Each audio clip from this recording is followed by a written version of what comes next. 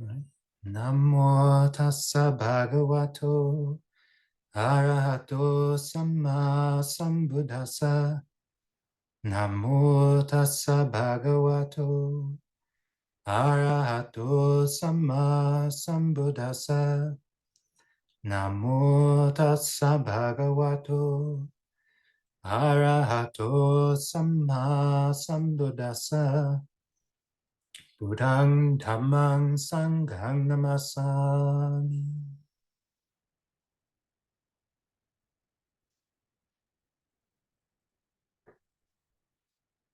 Okay, so we're going to continue our exploration of the senses. Consider this something of a guided meditation, but maybe a little different. I'm going to be giving some ideas. Yeah. And maybe this will inspire you to look at the senses, or it might pique your interest in one or more of the senses and how they work. It might get you seeing, hearing, smelling, tasting, touching things that you didn't realize were there. Or it might even help you into a space where you recognize the mind letting the senses go and picking up a mental object, and how the whole world sort of dissolves at that point. Yeah. A mental object can be just so much more vivid. But if you haven't got there yet, then know that if the senses are what's coming up, then the mind is probably not strong enough yet to hold a mental object, to study a mental object. Yeah. So we work with what we've got. And what we've got is, if you can imagine, maybe for some reason you wake up and you're in one of these college studies. All of these studies happen in college. Psychology majors are putting people in little boxes, and they set up electronics around them, and they try and study their reactions to things. So just imagine you're in a harmless little study. Somebody's trying to study a human being and their relationship to the senses.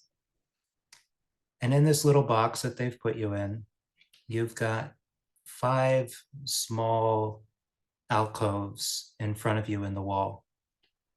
And in one of them is a TV, and one of them is a speaker, and one of them is a little steamer device, like we'd see on an incenser. One of them is a little straw that's within reach, that you could put it in your mouth. And one of them is something like one of those little vibrating massagers. Yeah, it's got a little hand on the end of it that could reach out and poke you. Yeah. And you're looking at these 5 devices and you're wondering what you're going to be tested for. And as you have that thought, the TV lights up and you see the picture of a jungle. And you think, oh, wow, is that a jungle? And then the TV goes quiet and you hear jungle animals. You hear leaves rustling. And you think, oh, what is that sound? And then the speaker goes quiet and the TV comes back on. And it's focused in on a bird that's up in one of the trees. And you find yourself wondering about the bird, and the TV goes quiet.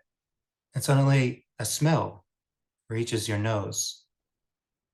What is this smell? You don't quite know. It's kind of musty. Is it feathers? Is it rotting wood? Is it guano? What is this? You don't know. And then it's gone. It lingers a bit in the way that, odors kind of like tease at the memory. Yeah. But you can't figure out, what was that? What was that? You're almost afraid when the straw jumps forward into your mouth and you get a taste of something bitter. You're not sure what it is. You're glad In some ways, it tastes very medicinal. What is this, tree sap? You don't know. So then the screen comes back on, the straw retracts. It's a jungle now, but you're zoomed in on a tree, and yeah, there's some kind of dew dripping down the tree. You're like, oh, thank goodness. Yeah. And then it goes quiet, and you feel the little hand reach out, and it touches with your hand, yeah? And it feels rough. You're surprised by how rough it feels. And you're like, this must be the feeling of the bark. Yeah. And now imagine you're sitting here in this little box, and the only rule is that only one screen, only one alcove can go off at a time. And you find that it's very receptive to your thoughts. When you're really curious about where you are, maybe the screen comes on and you can see. When you're very curious about what's around you, maybe the speaker comes on and you're hearing things in all directions. When you settle a bit more, maybe your eyes kind of glass over and you realize you're just trying to get a sense of what time of day it is or how humid it is, and so that you can smell the forest. Yeah. Whenever you have a thought of hunger, then the little straw shoots out, and you're wondering because you didn't see a lot of food in the forest, but all these different flavors. Some are nice, some are not. All the while, the little hand comes out and it touches you, and sometimes it's cold, and sometimes it's hot, and sometimes it's wet, and sometimes it's dry, and sometimes it's rough, sometimes it's soft. Really a marvelous device. But it gets also a little upsetting at times because it doesn't stop. And it really can stop your train of thought when it reaches out and pokes you. And now this is the world we live in.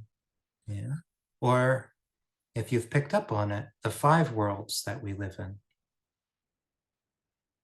As it turns out, each of the senses has its own organ, it has its own medium, it has its own objects.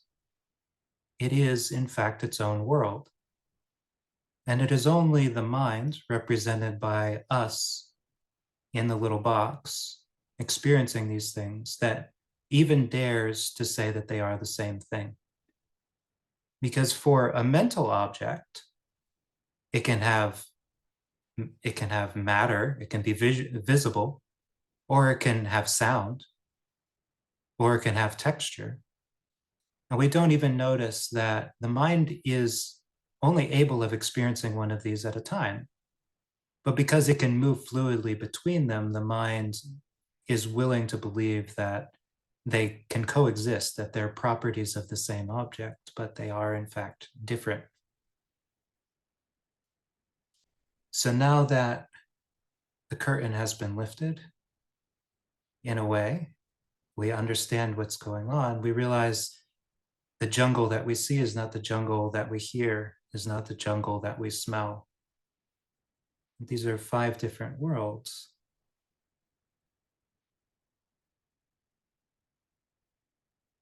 And now we'll ask ourselves, do I relate to them in this way? And how might I grow in my understanding of these such that I'm interested in them, not attached to them, not fearful of them, but just genuinely able to receive this information without clinging to it and say, oh, that's interesting. Oh, this is where I am. Oh, this is what's going on. To be able to hear objects, to smell smells, to taste flavors, and this to just be a harmless experience of a world. It has nothing to do with us. It's just data. Developing any one of these senses, and each of us is going to have our own propensities, but it's possible to take any one of these quite far, such that the experience will be vivid enough that our mind will stop jumping to other senses to try to figure out what's going on, and it will just stay.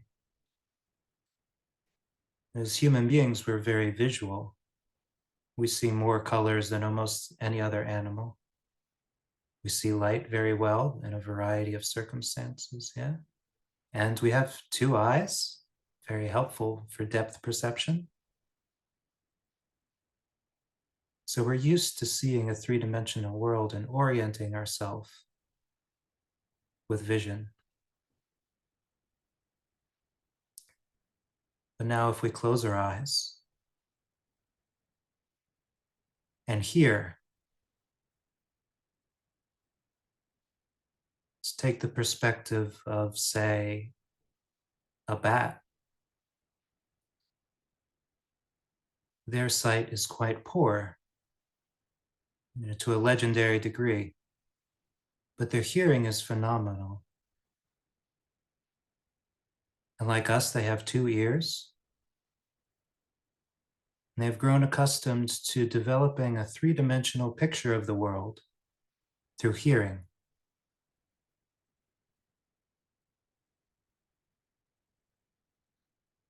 So you're hearing my voice, but what else are you hearing? Maybe you're used to hearing direction, but can you also sense distance?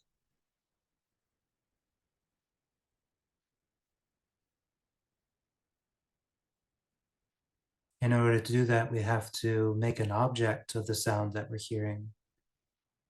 We say that that is a computer fan, that is a car, that is a bird, that is a dog barking. This gives us a sense of how loud it might be and how that has diminished over distance.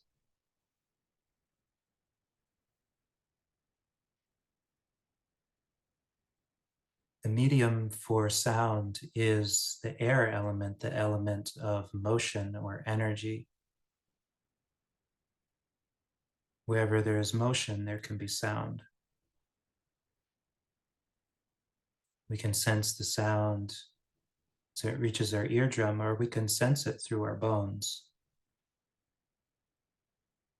But we're just as receptive of the absence of sound. Can you sense the walls and the ceiling and the floor from the way that they absorb sound?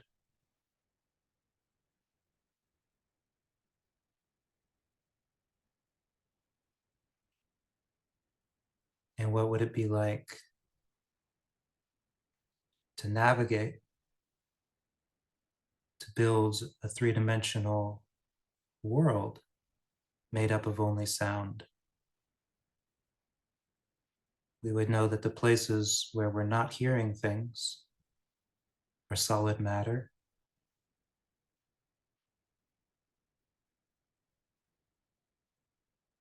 Places where sound is quite fluid, it's probably air.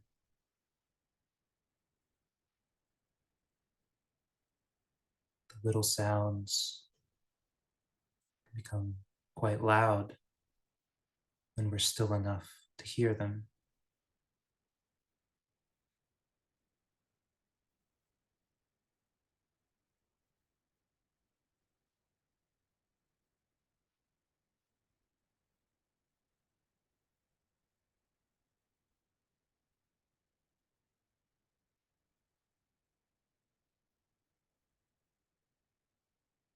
Now, imagine the experience of a dog. A human being, is it? Yeah, about 5 million scent receptors in their nose. Your average dog has about 200 million. A human being is usually able to smell chocolate chip cookies and head in their general direction. But not so often do we smell in 3 dimensions. Even though we have 2 nostrils, actual organ for smelling is about the size of a postage stamp. But for a dog, that organ is the size of a handkerchief, a small piece of paper like an envelope, very large space. So they see a world of smell, three-dimensional, with colors, if you will, melodies, if that makes sense to you, almost like little clouds of aroma dotted all over the landscape.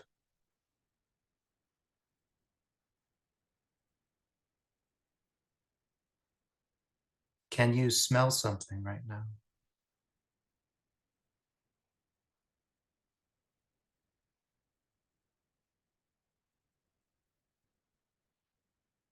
And if so, do you have any sense of what it might be?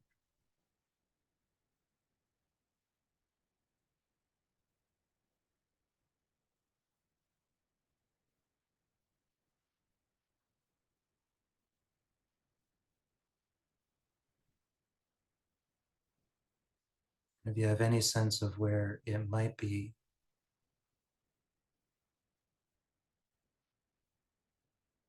can you picture the distance to that object and how strong the smell might be?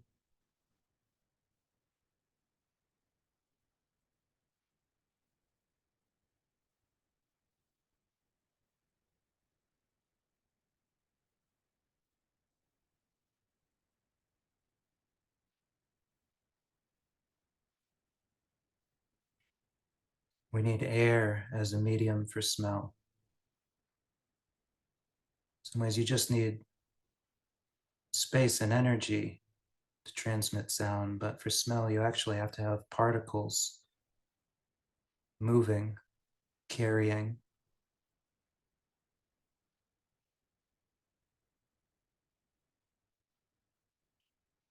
being affected by a substance, and then carrying that message to your nose.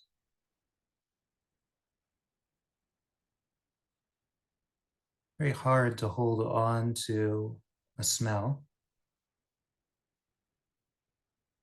but maybe we can get used to holding on to the tone of smell. What is the general smell of the room that we're in? General smell of nearby objects. And this can help us as we move from place to place. I go outside today, there'll be the smell of fog and wet pine needles.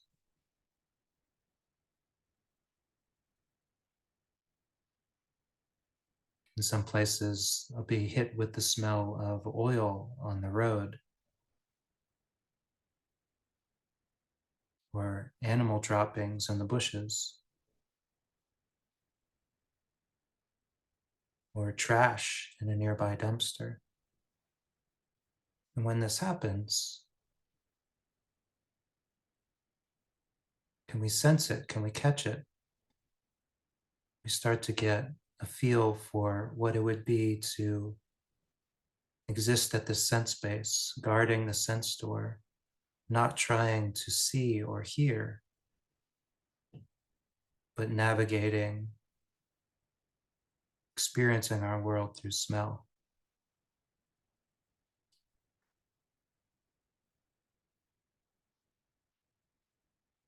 For humans, we're used to only smelling strongly what we're trying to eat. We can even be confused about the difference between smell and taste at times. They seem to blend together. Now let's take the perspective of one of nature's strongest tasters, which is a fish. The medium for taste is water. Without saliva, we taste nothing. The fish live in water. Sound is hard to hear, light is weak, smells. Well, there are chemicals in the water. It's very hard to smell, but they taste in 3 dimensions.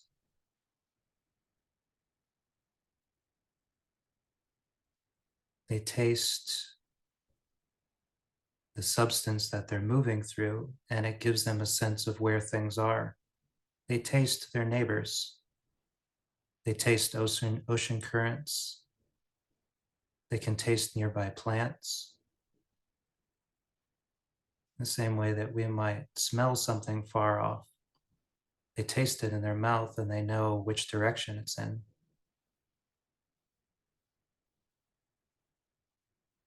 Maybe you've had something of this experience coming up on a table of food. You can almost taste the fruit in the bowl in front of you. How is that so? There's a little bit of water vapor for sure, moving through the air. Remember that sharp, sort of biting sensation, something sweet.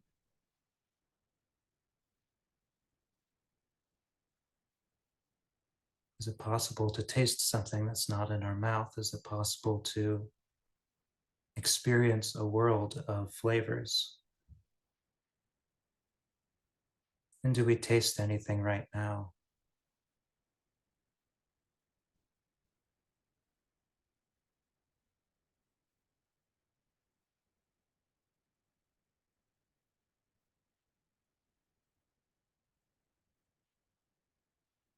We check in reality, we're always tasting something as long as there's some amount of saliva in our mouth.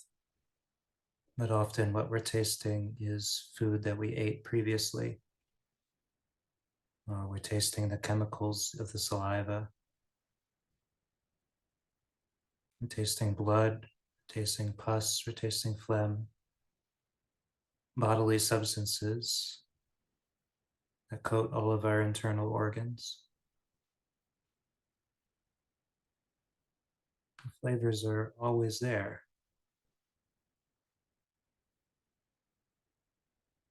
Do we notice as they arise and cease? Do we notice how we reference them to know how we're doing? Are we hungry? Are we sick? They give us a lot of information. Are we dehydrated?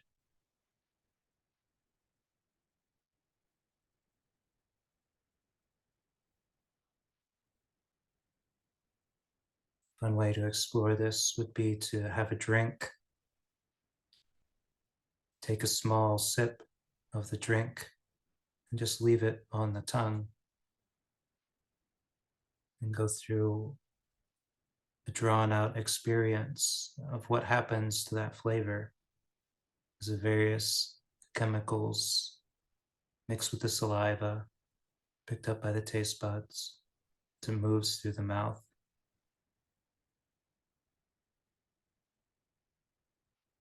Doing this might help us understand that taste isn't just about finding food that we like, but is a whole world that we move through.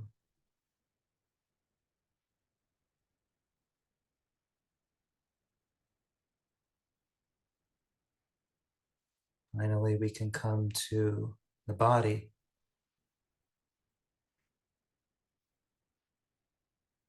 And the organ of physical touch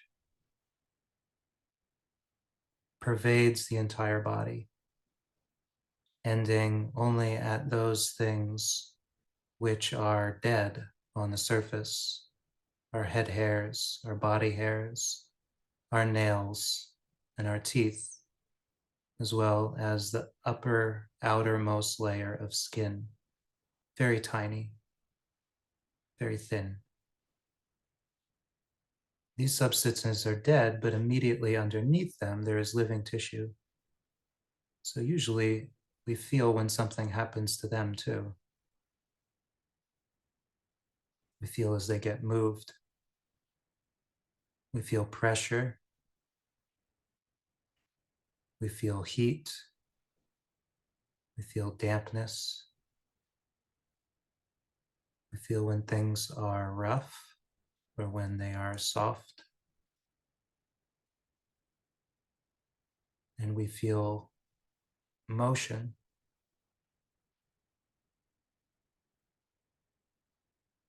There is no center to the organ of touch.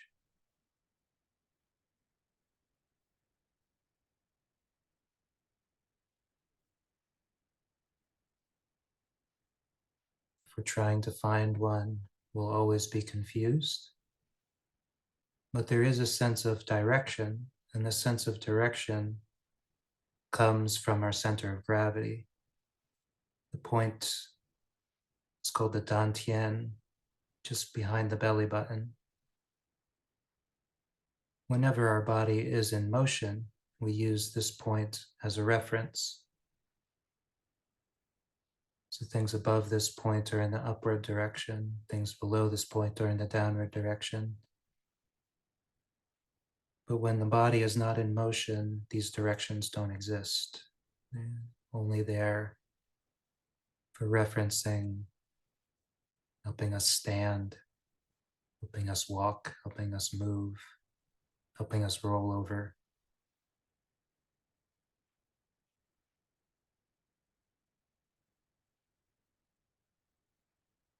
Otherwise, what is the world as seen through our body? How warm is the room? What things are we in contact with? Can we feel the chair, the cushion? Is it smooth or is it rough?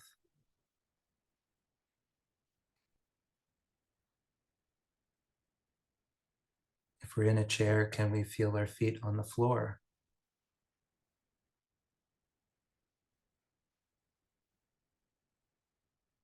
And what does that feel like?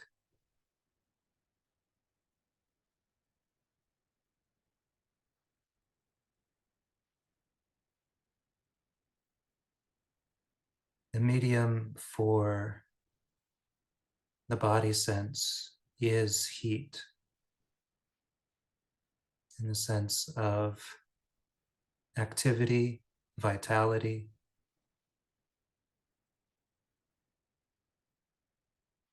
It's the only way that we really sense things outside of our body. We can feel heat radiating from different substances.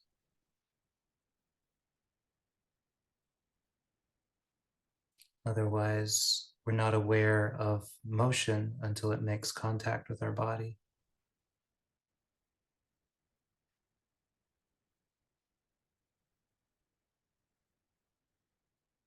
But still, an organ the size of a human body, made of skin and muscles and bones,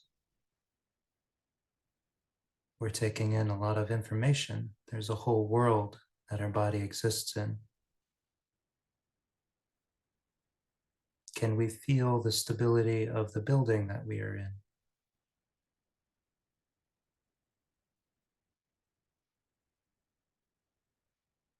Can we feel the mobility of the building? Can we feel where things are moving or changing or flowing?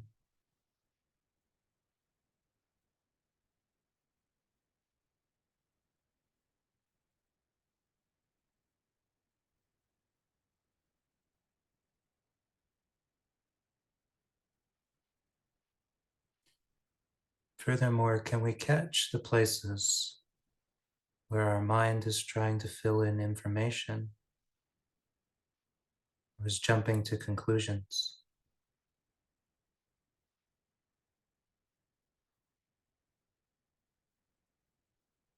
We might take something like our feet and we might feel our feet, but in a sort of open way, rather than insisting that we feel our feet, just asking the question, what do our feet feel?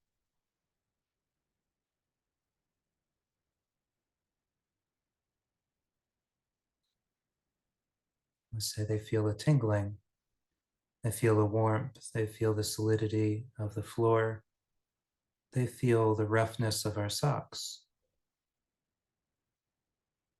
they feel dry, they feel oily.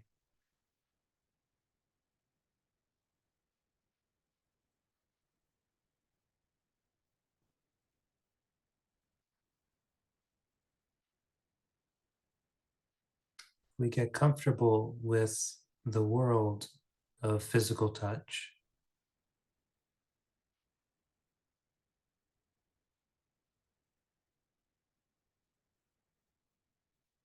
and we notice we forget to see things. We forget to listen. We stop paying attention to how things smell or taste. This is its own world, a world of sensations, warmth and pressure and dampness.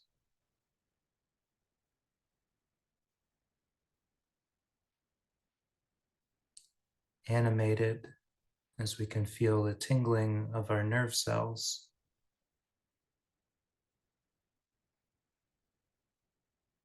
the beating of our heart,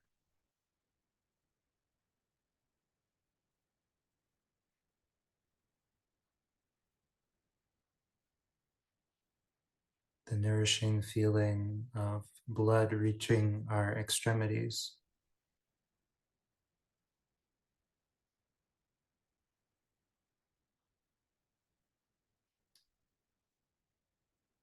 If we're able to settle in a body part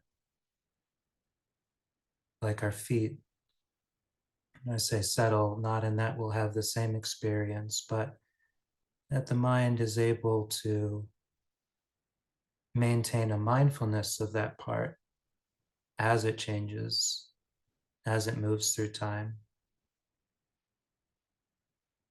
And we can start asking ourselves questions that help loosen up all of the misconceptions we have about our needs.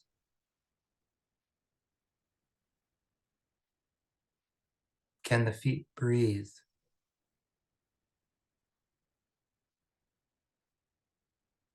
Can the feet be hungry? Can the feet eat?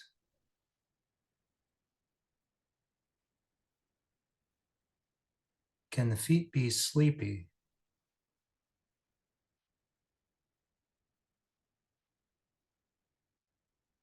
Can the feet feel anxiety?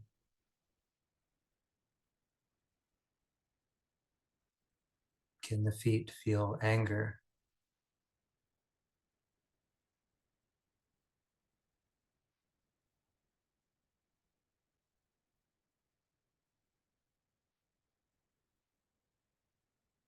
As we settle with this mindfulness of the body, we might start to see that the feet can experience none of these things, and yet they are still there. We're still getting data from the feet. In this way, it's almost like body consciousness that's arising at that place has none of the difficulties that our body usually seems to carry with it. And this alone can help us develop a sense of lightness and freeness.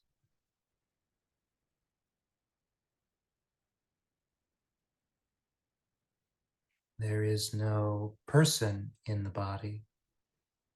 There is just body consciousness arising one place after the next. Some places pleasant feeling arises, some places an unpleasant feeling in association with the sense. But if we were to just stay mindful, consciousness arising in just one part, stable, how many of our compulsions might fall away because they're just not relevant.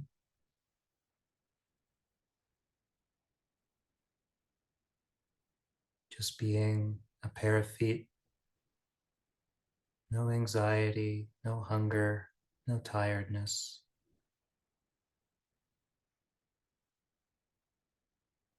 Just skin, muscles, and bone. Tingling, warm,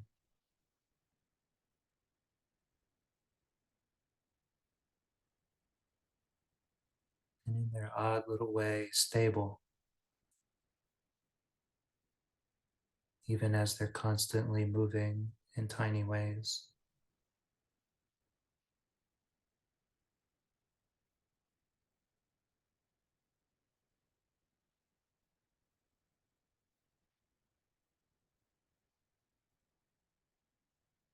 So you're welcome to stay with any of these explorations. Go back to one that came before. Just develop a mindfulness of the body.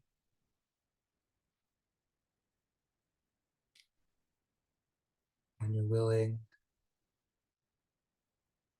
you want to do some walking meditation.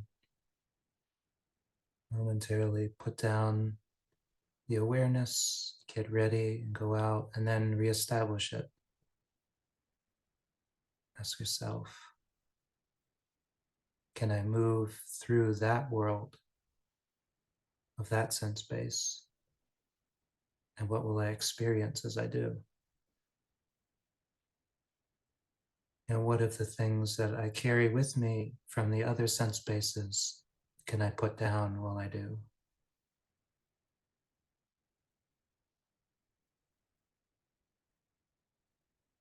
We'll come back together 5 p.m. Eastern. Till then, you sit and walk as you feel called to.